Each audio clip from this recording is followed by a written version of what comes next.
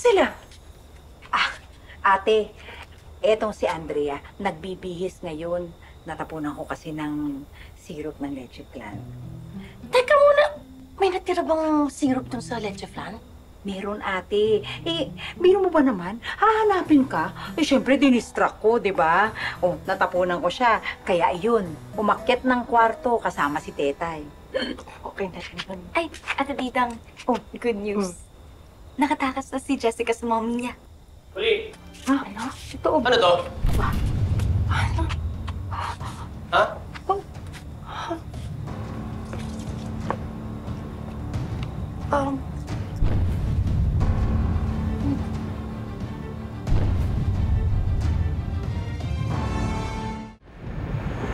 Ano? Naman-manan mo na ba yung bahay ni Abel? Di lang man-man. Pinasok ko yung bahay.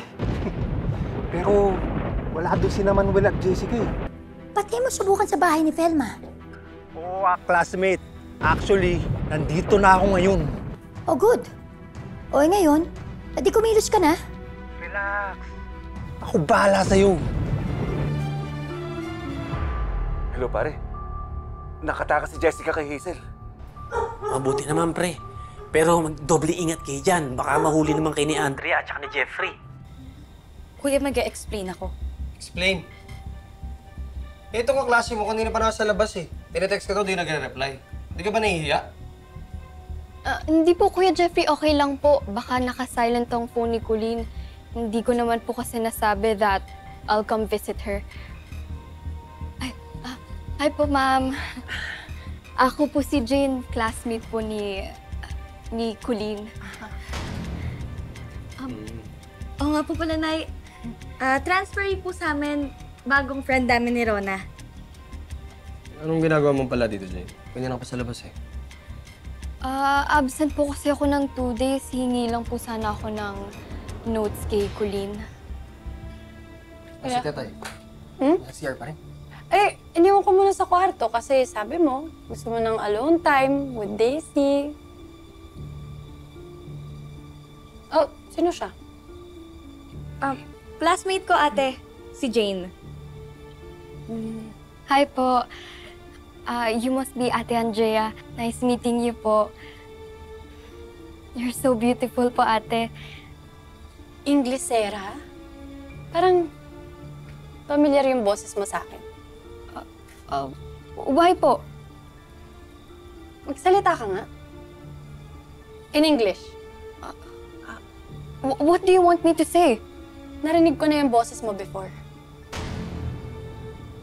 Alam mo, Andrea, iba-iba yung nakakausap mo araw-araw. So may possibility na yung mga naririnig mo, pare-parehas yung boses. Hindi, kuya eh. Naaalala ko dati may nakaaway akong Inglesera, ganyan din. Kaya nga napa-English din ako, di ko makakalimutan talaga yun eh. Kaboses na kaboses mo siya.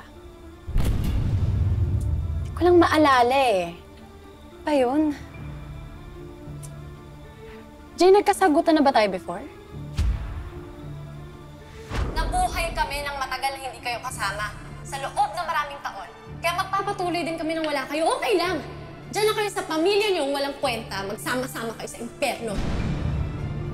Hello?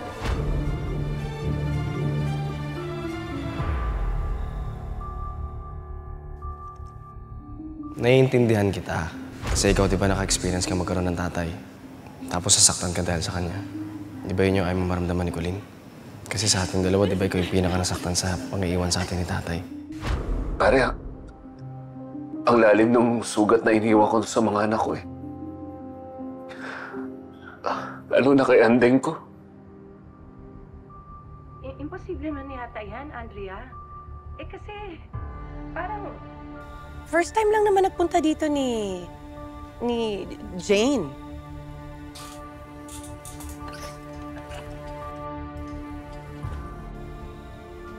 Bakit kasama nila si Jessica? Ano? Pare, kalma lang. Anong nangyayari? Pare, nahuli yata si Jessica eh.